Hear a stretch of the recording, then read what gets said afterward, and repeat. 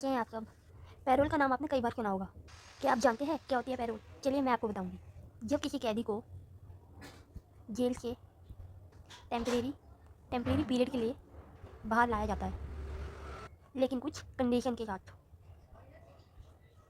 देखो, पैरोल एक administrative function होता है। मतलब पैरोल जज नहीं देता है, पैरोल को जज नहीं देता है, बल्कि आपके डीएम या फिर आईजी हो गए, इंस्पेक्टर जनरल या सुप्रिटेंडेंट ऑफ जेल होते हैं, वो पैरोल देते हैं, जज नहीं देते हैं। जो कन्विक्ट पैरोल पे आता है और पैरोल कहते हैं। पैरोल 2 टाइप्स के होते हैं। पहला है कस्टडी पैरोल। ये पैरोल इमरजेंसी सिचुएशन में दिया जाता है, जब किसी प्रिजनर के घर में किसी की डेथ हो जाती है या फिर किसी की मैरिज हो उसके घर में, तब ये दी जाती है। लेकिन इसकी जो पीरियड होती है वो हर स्टेट में अलग अलग होती है। हर स्टेट की जो जेल होती है उसमें ये अलग अलग दी होती है।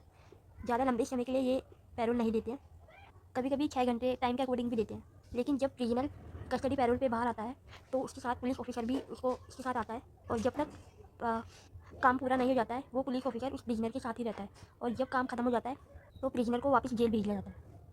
दूसरा टाइप है रेगुलर पैरोल।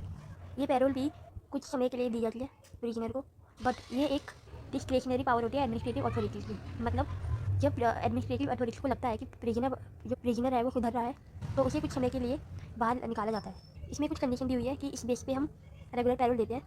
पहली है, प्रिजनर को जेल में कम से कम 1 साल रहना पड़ता है। देखो, ये पैरोल जैसी चीज़ जो होती है, खासकर रेगुलर जो पैरोल होता है वो तब दी जाती है जब किसी प्रिजनर की लाइफ इम्पेरिजमेंट वाली पनिशमेंट होती है।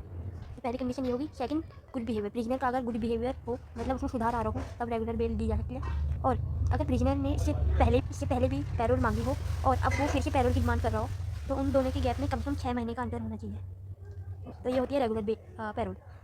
Thank you.